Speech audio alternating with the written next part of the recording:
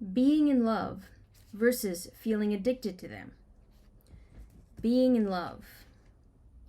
Being in love with a person means having a relationship with a person that is based on mutual trust, support, dignity, and respect, and includes open, honest, sincere, and solutions-oriented communication.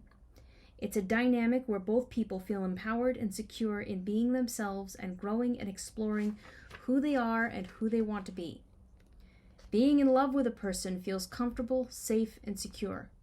A loving relationship is one that is both nurturing and nourishing, where both people are getting their needs met in an empowering and supportive way.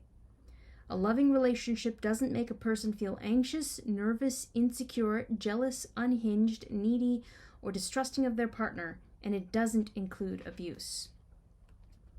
Feeling addicted to them. Being addicted to love is an addictive and intense type of feeling that either stems from deep-rooted codependency and abandonment issues, and/or is created from the highs and lows of a narcissistic relationship, so that the other person feels like they crave this other person, like they would any other addictive substance, and that this other person is all they think about. The highs and lows of an abusive relationship are a type of intermittent reinforcement. Intermittent reinforcement is a term that comes from the psychologist B.F. Skinner and his studies on operant conditioning and behavior. His original study was done with rats. They would push a lever and food would drop into their cage. The rats quickly learned that in order to get their food needs met, they needed to push the lever. Then he changed up the experiment to where food would only drop some of the time when the rats pushed the lever. In terms of an abusive relationship, the relationship tends to start out with the target behaving in a certain way in order to get their needs met, but then over time the abusive partner's behaviors become erratic, and the target quickly finds themselves trying all different ways to find the right lever with their partner so they'll be treated with kindness or care. This is more commonly referred to as walking on eggshells. And sometimes walking on eggshells and avoiding certain topics or acting in a certain way works, and the abuser is kind, considerate, and loving, and sometimes it doesn't work or leads to abuse. This type of erratic behavior can be crazy-making, as it can seem like this time things have turned a corner and that their partner has changed. This stage has a name, and it's called the honeymoon or idealized phase in the cycle of abuse. This phase is a big part of the reason as to why targets cling to hope that things will be different. The intermittent reinforcement of the bad times, peppered with good times, leads to trauma bonds, which plays a big part in Stockholm syndrome that many targets develop for their abuser. In addition, feelings of love addiction can also be fueled if the person has made the narcissist their whole world, meaning they are relying on the narcissist to meet all of their physical, emotional, and financial needs. This desperate clinging can also be coming from a subconscious or conscious place of insecurity or fear of how they will survive, or fear of being alone, or what will happen to them if this person leaves for good. Because if and when their abuser does leave, they aren't just left alone. They are generally left trying to cope with tremendous amounts of shame, embarrassment, confusion, guilt, remorse, insecurity, and deep feelings of inadequacy, wondering what was so wrong with them that their partner treated them this way. This is especially true if their partner has moved on quickly with a new partner that they seem to treat so well, not realizing that what they are seeing with this new partner is the new partner's idealized stage of a narcissistic relationship, as well as a continuation of their devalue stage. Please remember that with emotional manipulators, nothing is as it seems. They manipulate not only emotions, but people's impression of them. Feelings of love addiction do pass with time, and like with kicking any other addiction, the best way for this to happen is to get a plan to handle the cravings. Even realizing that there will most likely be cravings is a big first step. Getting clear in your mind why this person is toxic for you, joining a support group, potentially finding a therapist who truly understands abusive relationships, and then getting busy on filling up the void and meeting your needs in a healthy way, hobbies and spending time with supportive friends and family, or making some new friends or developing new hobbies, goes a long way. As soon as you are able to crowd out these cravings with positive and enjoyable things, you will find in time that you will miss them less and less, and one day you will shake your head in disbelief as to how you could have ever confused being treated abusively with love. And when this does happen, Try to be compassionate with yourself for not seeing their manipulations for what they were. Normal, decent people don't even have their radar set to scan for these kinds of people or these kinds of manipulations. New story. I felt addicted to him the first few weeks we began talking. I was very quick to make him my whole world and didn't mind doing so. What we had felt so amazing, like it was out of a movie. When the abuse started up, I was so eager to keep the peace because I didn't want him to leave. I would have done anything to make that relationship work, and he knew that. We'd have an amazing weekend, and then a few days later he'd fall off the planet, and I'd be a mess wondering what I did wrong and fearing that I'd never hear from him again. He'd make comments about how attractive other women were, and then get upset if I got hurt by that. I was continually walking on eggshells with him. I'd always felt jealous, insecure, and like I craved his approval and his attention and validation. I realize now that none of how I was treated or how I felt was love. Love makes a person feel comfortable, confident, safe, and relaxed. I felt the exact opposite in that relationship. I loved him like an addict loves heroin. That's not love, it's addiction. Linda. Hoovering versus harmless communication. Hoovering. Hoovering is a term named after the Hoover vacuum and is used to describe any attempt made by a narcissistic person that is designed to reopen communication with their target. The intention of a Hoover is usually either to suck the target fully back into the manipulationship, to provoke a response from the target, which is a form of supply, as it makes them feel smug and superior to upset their target, or to suck the target back into their supply pipeline so that they can be used in the future. Hoovering attempts can be small and seemingly innocent, such as an abuser texting their target, "Hi" or "Happy birthday."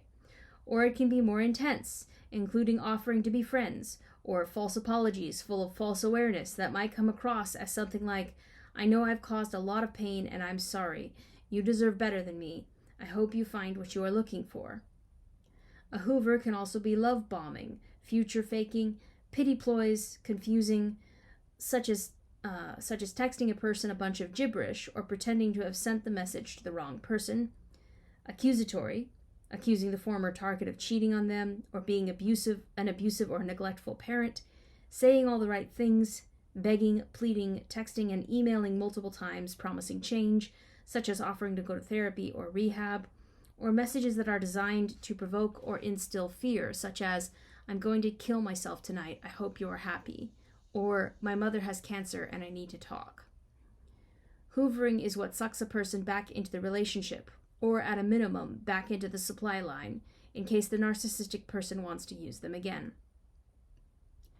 Harmless communication. It is really difficult to have harmless communication with an abusive person. If going no contact won't work for you because you have children with them, then a good way to limit the damage that they are doing is to have all communication go through a third-party court-appointed mediator or website service. Of course, prepare yourself emotionally for the abusive person to be upset by this, because it means their game can't continue. They will often exclaim that you are being difficult, or try to rack up costs by getting a third party involved. Don't fall for this, and don't make decisions based on whether they are okay with things. They will never be okay with your having boundaries or denying them what they want. You don't need to be their emotional punching bag. Many targets often struggle with telling the difference between a Hoover by a narcissist and just a problematic ex trying to reopen communication. Let me be clear. Toxic is toxic, and either situation is problematic and not worthy of your time or energy. You don't owe a toxic person one more second of your time. You do, however, owe it to yourself to have peace in your life. You do not owe anything to a person who continues to cause you hurt or heartache. It's okay to cut ties and never look back.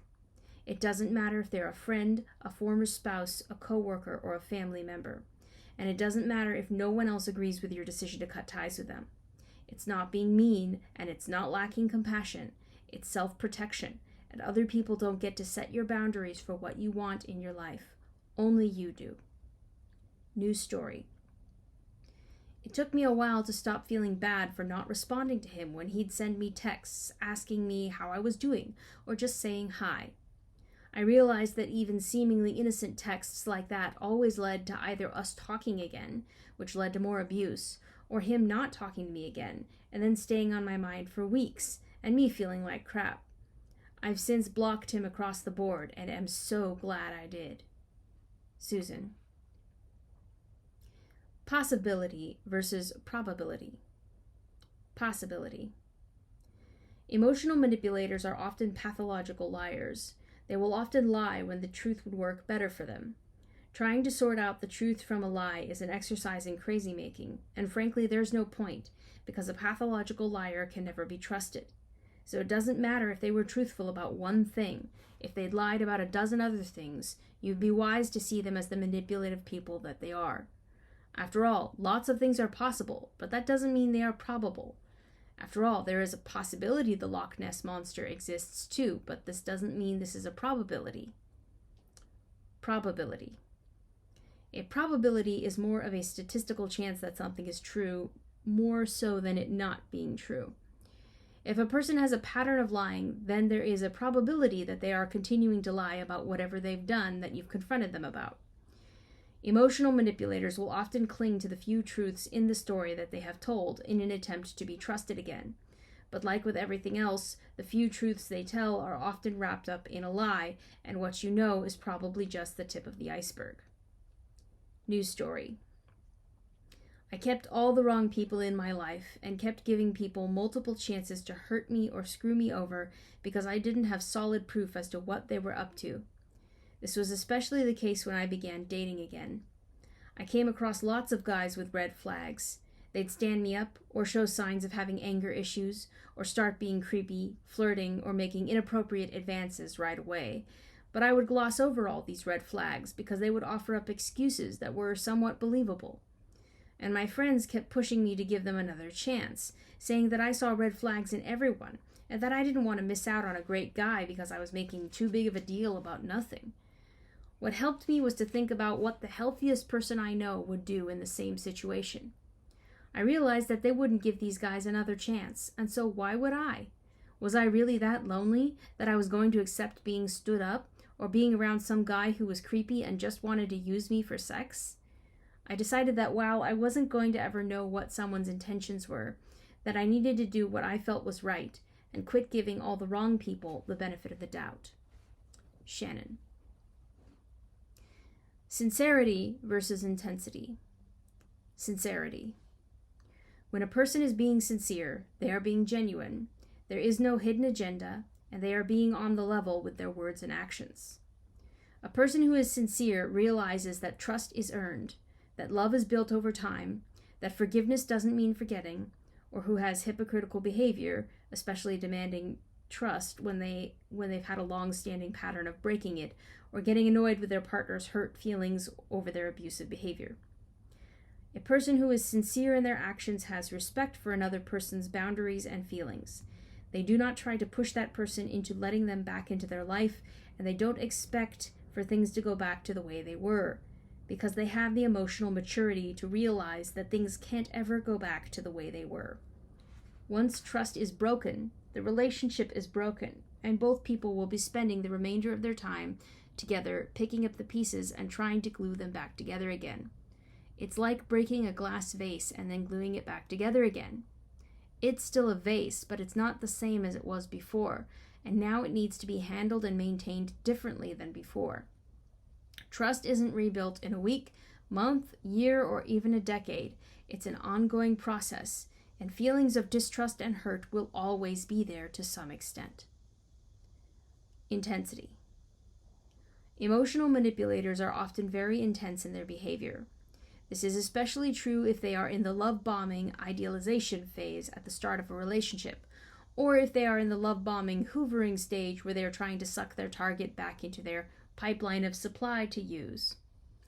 If they have been caught for problematic behavior, or if their partner has left or is threatening to leave, then this intensity tends to increase.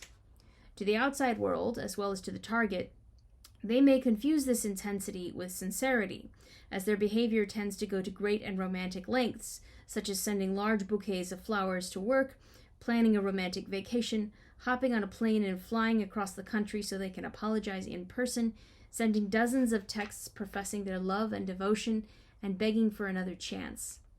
throwing a surprise birthday party or vacation for their target, going to therapy and crying and promising that they'll change if only you'll give them another chance.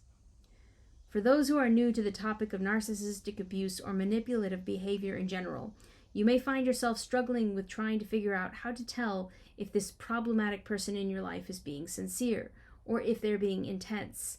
And perhaps the best way to understand this is to realize that if a person has a pattern of lying or manipulative or squirrely behavior, it's a good idea to assume they are continuing to lie, manipulate, and act squirrely. Normal, decent people don't have a pattern of this kind of behavior, and to try and figure out when a liar is being truthful is an exercise in crazy-making. News story.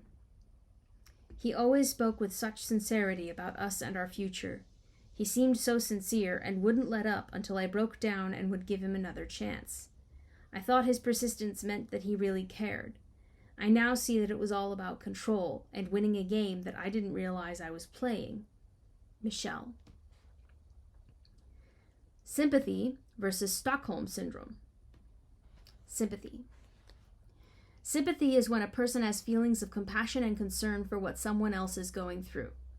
Because we can relate or imagine ourselves in the situation, the emotions and experiences that are shared during an emotional time often lead to two people becoming closer because of this experience. Having sympathy for others based around their vulnerabilities is how many healthy bonds are formed and strengthened. However, the sympathy of good and decent people is also often preyed upon by emotional manipulators because it is such an effective way to hook and then reel people in. Good and decent people often think that other people in the world are like them, and so they tend to take people at face value. And if someone is reaching out to them or has some sort of sad story as an excuse to justify their behavior, many people will gloss over the problematic behavior because they feel sorry for this person. If a person feels pity when the situation more appropriately calls for fear or anger, this can lead them to having skewed thinking and actions that put them in danger to where instead of distancing themselves from problematic people, they get physically or emotionally closer. Emotional manipulators know this and they are relying on it. And their levels of manipulation can be taken to jaw-dropping levels when this happens. An extreme example of this would be with the serial killer Ted Bundy, who used his charm, good looks, a pity ploy, and a staged event in order to lure his victims in. He would appear helpless and harmless by pretending to have a broken arm and unable to get his groceries into his car. Upon seeing him struggle, his target would approach him and offer him help, and that's when he would attack. Some emotional manipulators will comfort another in their time of need, only to prey upon how vulnerable they are. Some will claim to be addicts, alcoholics, had a bad childhood, had an abusive ex, or they play stupid and pretend to not know what flirting, cheating, stealing, or appropriate boundaries or behavior is, and that they need you to teach them. If you ever find yourself trying to teach an adult the fundamentals of adult behavior, there is a problem and you are being manipulated. If you are letting your guard down around a person who has a pattern of hurtful and harmful behavior because you feel guilty, sad, concerned, obligated, please know that you are being manipulated. They don't need you to rescue them. They know exactly what they are doing. Stockholm Syndrome. Stockholm Syndrome is when a person has feelings of misplaced pity or sorrow for a destructive or dangerous person based on the traumatic situation that the controlling person is putting them through.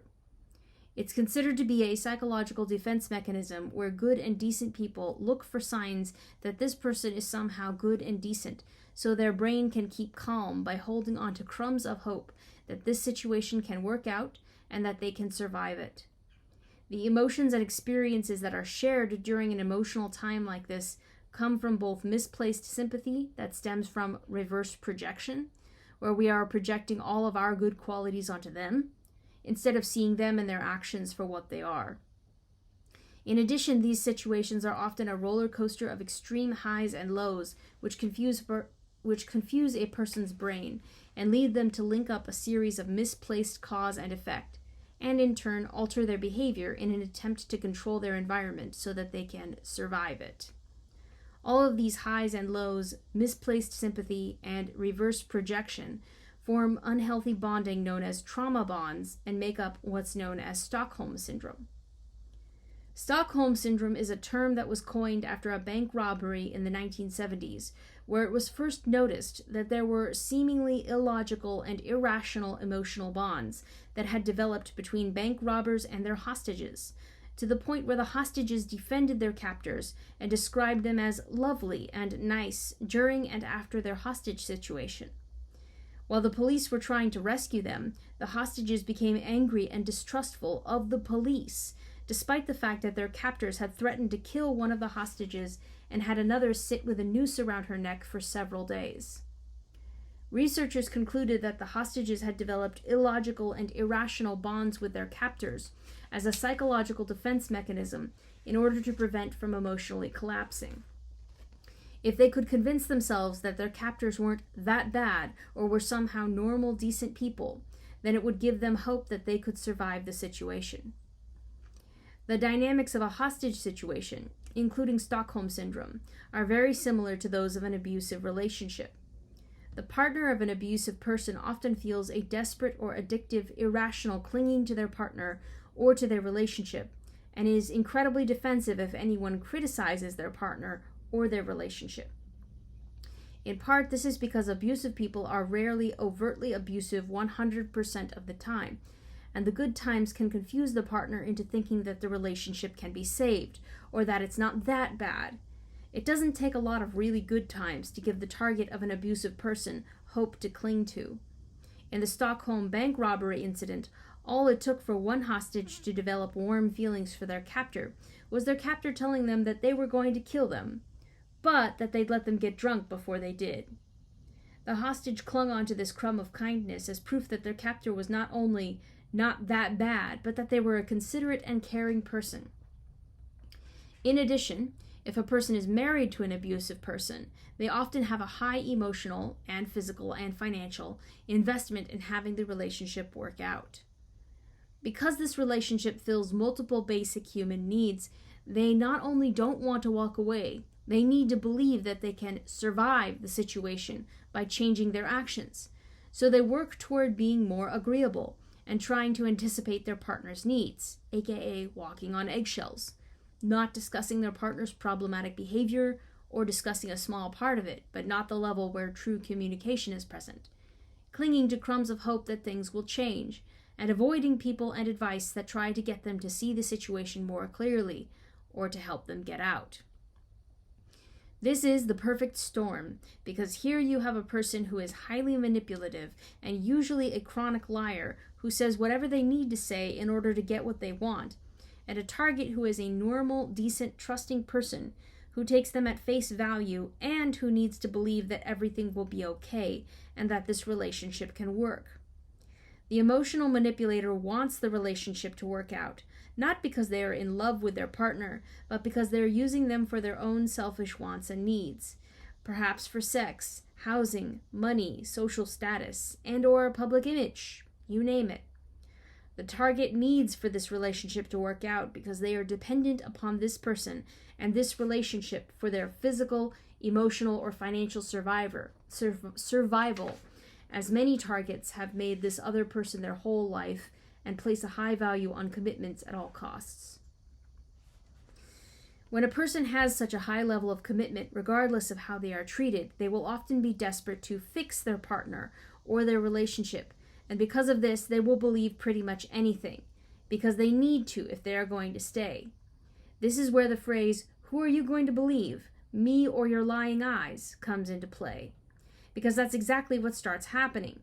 As the manipulative partner continues to have deceitful and problematic behavior, if they get questioned or caught, they will continue to manipulate and distort the truth and their partner's perception of events in order to keep their emotional con game going.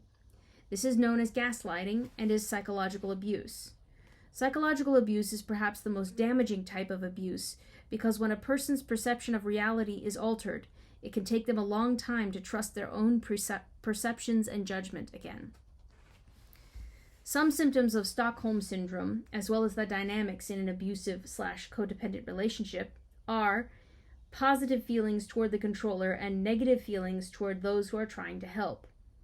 continuing supportive behavior by the captive in an attempt to help the abuser, which may include lying to friends, family, refusing to file charges or take them to court because they love them, etc., and a lack of desire to be rescued.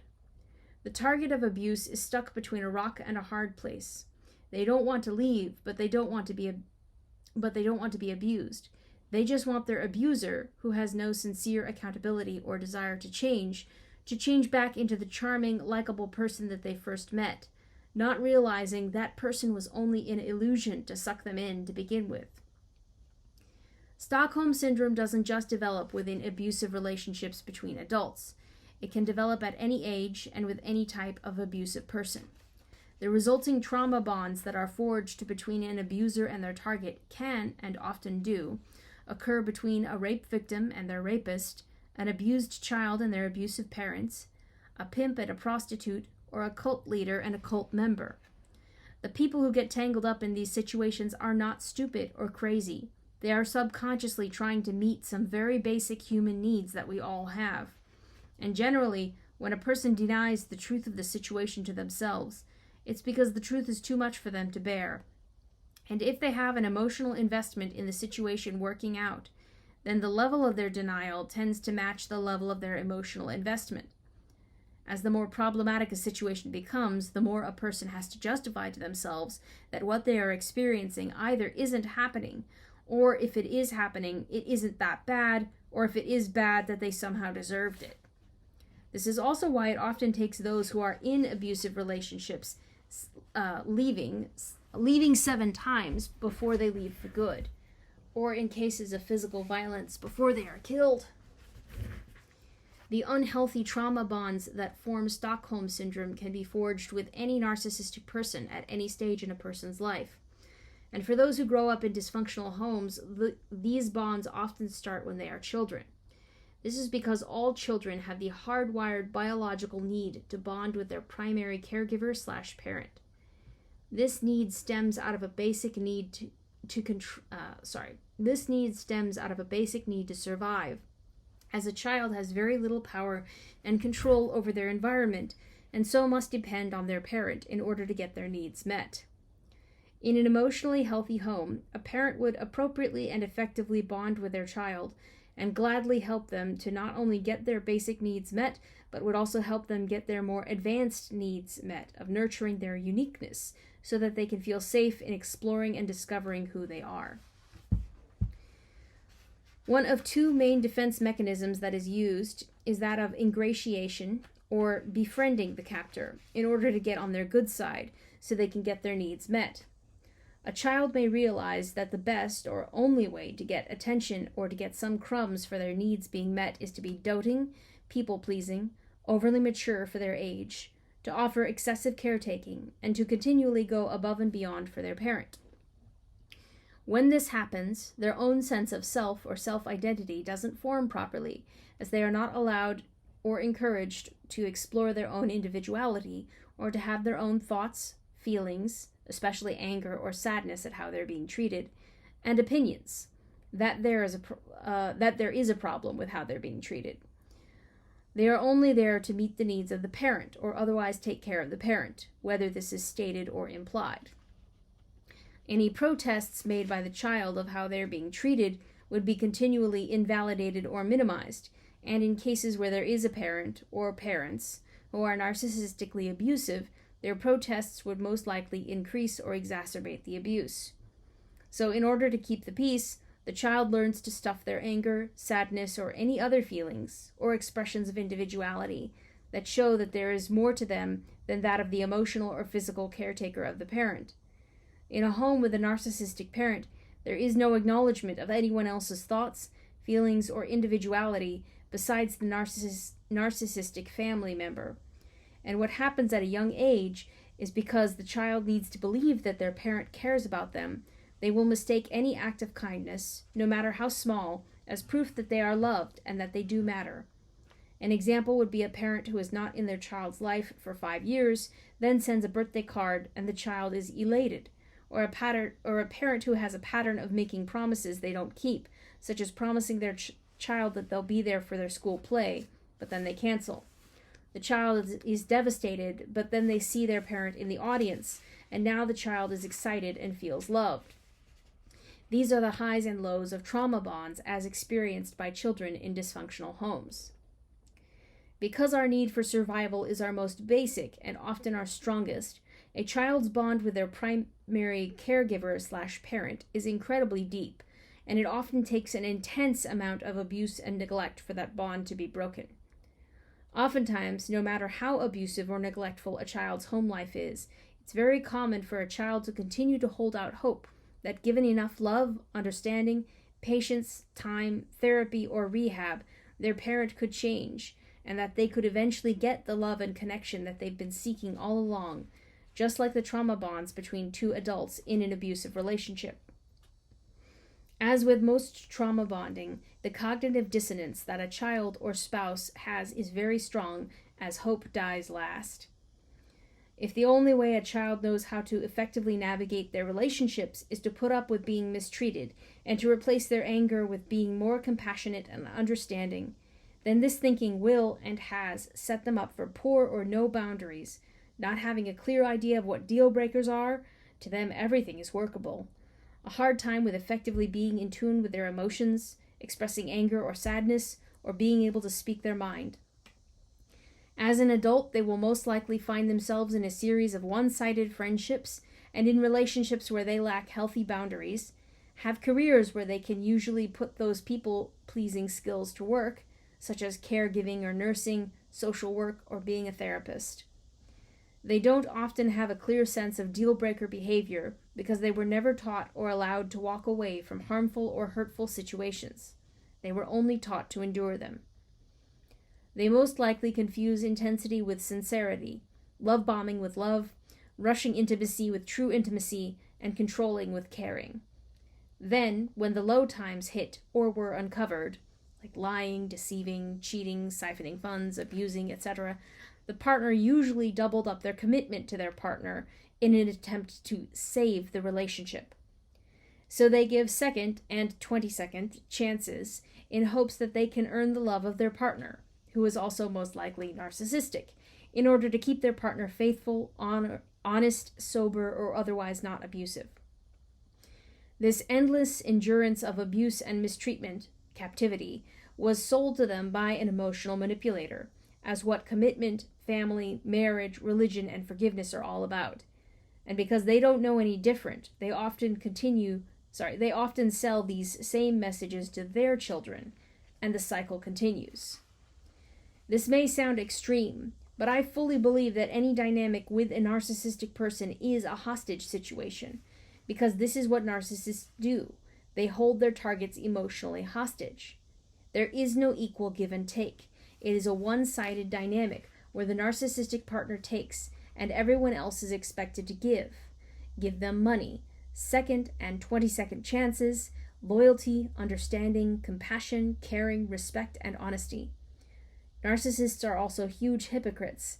They will become offended and outraged if they are treated any less than how they expect to be treated, but they see no reason why they should treat their partner the same way. It's like the saying goes, a narcissist will demand that you make them your everything, while they make you their nothing. News story. He would hit me. I would get angry or scared. He'd blame me for doing something that made him hit me. I put up with this for many years. Only once did I ever call the cops, and when they arrested him, I felt terrible, like I'd just ruined his life. It took me a long time in therapy to realize that I had sympathy towards the wrong person. Rochelle.